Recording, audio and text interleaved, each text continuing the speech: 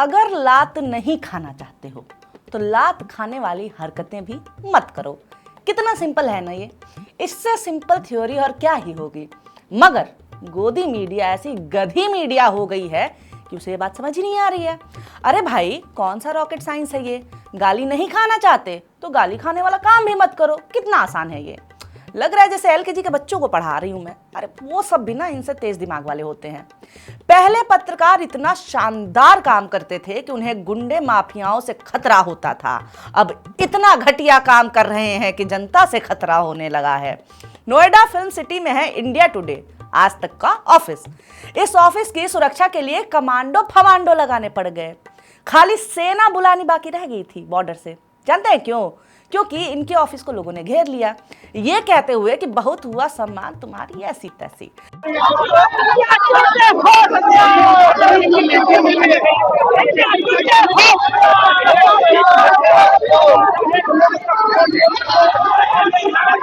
TRP खाने के लिए गोदी मीडिया लात तक खाने को तैयार है। क्या हुआ, कैसे हुआ, सब जानेंगे टीआर फोबिया के इस नए एपिसोड में। क्योंकि क्या है ना भैया, डर का माहौल है।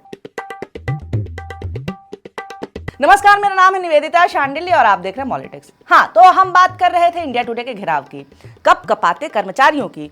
हुआ ये कि देश की सबसे बड़ी मैगजीन इंडिया टुडे में एक राजनीतिक पार्टी के राजनीतिक सफर को बताने के लिए गांधारी के श्राप का सहारा लिया गया और फोटो लगाई गई। ये गांधारी के श्राप की कहानी का मुलायम परिवार से क्या लेना देना? अगर आप ये सोच रहे हैं तो रुकिए, you are in for a treat. कहानी है ना कि गांधारी ने भगवान कृष्ण को श्राप दिया था कि यदुवंश आपसी कलह में खत्म होगा। सुने है ना ये कहानी? हाँ, तो मुलायम परिवार की राजनीतिक कलह गांधारी के श्राप की वजह से है, क्योंकि ये यादव हैं, ऐसा मानना है इंडिया टुडे वालों का। मैं कहती हूँ ना कि गोदी मीडिया में जातिवादी, ब्राह्मणवादी, नारी विरोधी लोग बैठे हुए हैं, तब आप मन में नहीं करते हैं। ये हेडलाइन देख के आपको क्या लग रहा है कि ये किसी पत्रकार ने लिखा है या फिर किसी बाबा ठाकुर ने लिखा है? गांधारी का श्राप, सीरियसली शेम ऑन यू। उससे भी ज्यादा शर्म की बात यह है कि इस तस्वीर का इस्तेमाल किया गया और ये किसी एक की गलती नहीं है। किसी ने ये इलिस्ट्रेशन बनाया, राइटर ने इस्तेमाल किया, एडिटर ने इसे अप्रूव किया। किसी को भी इसमें कोई आपत्ति नहीं दिखी। दिखती आपत्ति तब ना कि अगर कोई गलती से पापा की तस्वीर थोड़ी सी एडिट कर देता तो। अरुण जेटली की बात करो तो यही गोदी मीडिया कहती है कि ऐसे आदमी पर आरोप मत लगाइए जो अपना पक्ष रखने के लिए है ही नहीं इस दुनिया में। मृत व्यक्ति का अपमान हम नहीं सहेंगे। मगर कोई नेता कितना भी सीनियर हो, जिंदा हो या मरा हो और पिछड़ी जाति का हो, तब सवर्ण मीडिया की सारी नैतिकता इनकी पत्रकारिता की तरह ही भाड़ में चली जाती है। अरुण पुरी और कली पुरी मास्टरमाइंड है जो पर्दे के पीछे से सवर्ण मीडिया पाल रहे हैं, पोस रहे हैं। जैसे 100 चूहे खा करके बिल्ली हज को जाती है ना, वैसे ही हजारों जिंदगियां खाने के बाद गोदी मीडिया पत्रकारिता करने भी जाता है। अंजना ओम कश्यप ने पत्रकारिता की है। हाँ, इसी सवर्णवादी इंडिया टुडे की सवर्णवादी पत्रकार अंजना ने बढ़िया काम किया है। भारत में शिक्षक सबसे सम्मानित पेशों में से एक है, लेकिन कुछ लोग ऐसे भी हैं जिन्हें शिक्षक कहना ही इस पेशे का अपमान है। छत्तीसगढ़, जहां एक टीचर बच्चों को ऐसी अंग्रेजी पढ़ा रहे हैं कि अगर वो ना ही पढ़ाते तो बच्चों का ज्यादा भला होता। आपको क्या लगा मैं मजाक कर रही हूँ? सही में बोल रही थी भाई, बढ़िया काम किया है। आप लोग तो हमको एकदम नफरती ही समझ लिए। अंजना एक जिम्मेदार पत्रकार की तरह झुंझला रही हैं, क्योंकि एक व्यक्ति अपने पेशे का धर्म नहीं निभा रहा है, टीचर होके भी पढ़ा नहीं रहा है। मैं कुछ बोलूं या फिर आप आयरनी समझ गए हैं? क्या है ये जानने से पहले आप एक कहानी सुन लीजिए। सड़क पर एक आदमी ने पान थूकते हुए पहले से ही लाल दीवार को और लाल करते हुए बोला कि लोग भी कितने गंदे हो गए हैं, जहां देखो गंदगी किए रहते हैं। अब इतना कह देने भर से भाई साहब फायदे बहुत होते हैं। आदमी का एक तो अपना फर्ज भी हो जाता है और दूसरों को गंदगी का सर्टिफिकेट देते हुए खुद को ग्लानि से मुक्ति भी मिल जाती है। लेकिन कुछ लोग ऐसे भी हैं जिन्हें शिक्षक कहना ही इस पेशे का अपमान है। हो सकता है बेचारी अंजना किसी ग्लानि में हो और उसे खत्म करने की कोशिश कर रही हो। नेता से सवाल पूछ नहीं सकती, पूछ नहीं पाती। उस नेता से जो सही में जिम्मेदार है उससे तो बिल्कुल नहीं पूछ पाती हैं। पत्रकार होकर के पत्रकारिता करती नहीं है, करने लगी तो दिक्कत हो जाएगी, पेट पे लात पड़ जाएगी। तो एक काम करती हूँ, ऐसी जगह सवाल करती हूँ जिसकी हैसियत ही नहीं है कि मुझे कुछ बोल दे। Good plan Anjana. सब तो ठीक है, लेकिन जो अंजना ने पहली ही लाइन बोली उस पे मैं और मेरी टीम के बाकी लोग हंसने लगे। हम लोग ये वीडियो देख रहे थे। इनको शिक्षक कहना पेशे का अपमान है। लेकिन कुछ लोग ऐसे भी हैं जिन्हें शिक्षक कहना ही इस पेशे का अपमान है। अंजना जी, क्या आप ये जानबूझ के बोल रही हैं या फिर आपको सच में समझ नहीं आ रहा है कि आप अपना ही मजाक उड़ा रही हैं? वो मास्टर तो सस्पेंड हो गया, मगर पलट के तो वो भी बोल सकता है ना कि हम अपने पेशे का अपमान करते हैं, तो ये काहे बची हुई हैं, हम तो सस्पेंड हो गए। इन्हें भी तो पत्रकार कहना पत्रकारिता का अपमान है, पेशे का अपमान है, पर ये तो पैसा छापे पड़ी हैं। एक तो ये जो बार बार लिखा हुआ आ रहा है ना कि ऐसा टीचर ना ही पढ़ाए बच्चों को तो ही बढ़िया, ये लिखना नहीं चाहिए। इनडायरेक्टली अंजना पे भी तो हमला है ना ये कि ऐसे पत्रकार पत्रकारिता ना ही करे तो बढ़िया।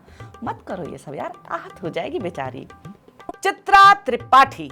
नमस्कार, मैं हूं चित्रा त्रिपाठी और आप देख रहे हैं इंडिया टुडे की एक और सामंतवादी एंकर ने अपना काम बहुत सीरियसली किया। पत्रकार नहीं, प्रवक्ता वाला। इतना सीरियसली किया कि इस हफ्ते 3-4 भाजपा प्रवक्ताओं की नौकरी खा गई है।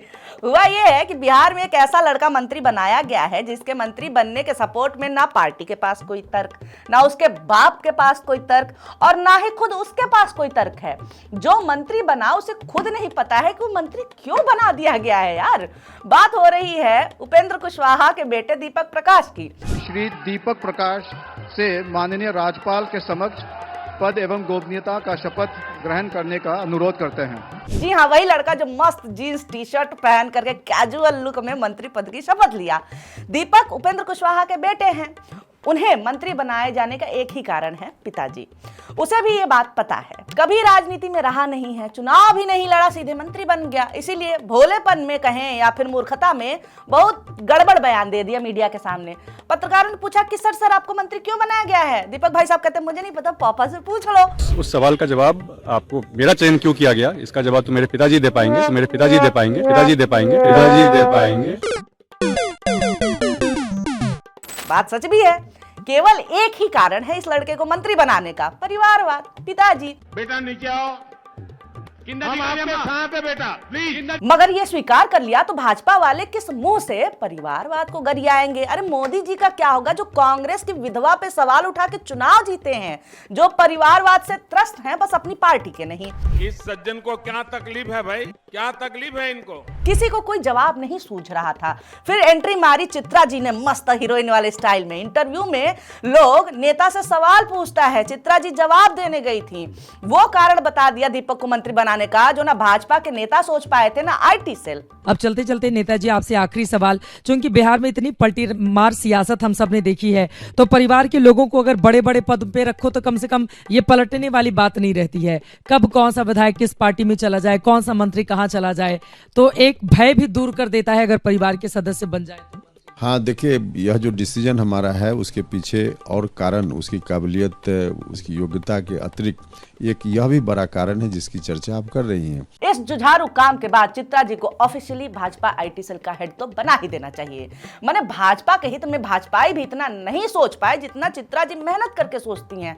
चित्रा जी मेहनती तो हैं, मेहनत लगती है भाई। एक ही काम अगर विपक्ष करे तो रेवड़ी और अपने वाले करें तो कल्याणकारी योजना बताने में मेहनत लगती है। विपक्ष करे तो परिवारवाद, अपने वाले करे तो पार्टी को संगठित रखने की रणनीति, ये साबित करने में मेहनत लगती है। उपेंद्र कुशवाहा बस इमोशनल नहीं हुए कि हाय हमसे ज्यादा हमारे परिवार के बारे में तो चित्रा जी सोच रही हैं, हमको आंसर बता करके चीटिंग भी करा रही हैं ताकि पास हो जाए हम। उफ, मेहनती हैं चित्रा जी। बेइज्जत होकर भी किसी की सेवा करना बहुत मुश्किल है, आप लोगों के बस का नहीं है।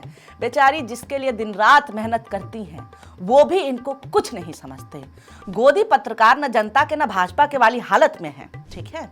ग्राउंड पे जनता गोदी मीडिया कह के दौड़ा लेती है और मालिकान पार्टी के लोग मंथरा कह के नौकरी से निकालने की धमकी दे देते हैं। आप बस कंट्रोल देखिए चित्रा जी का। आम लोग केवल मीडिया, गोदी मीडिया भी नहीं, केवल मीडिया कह देते हैं तो भड़क जाती हैं चित्रा जी।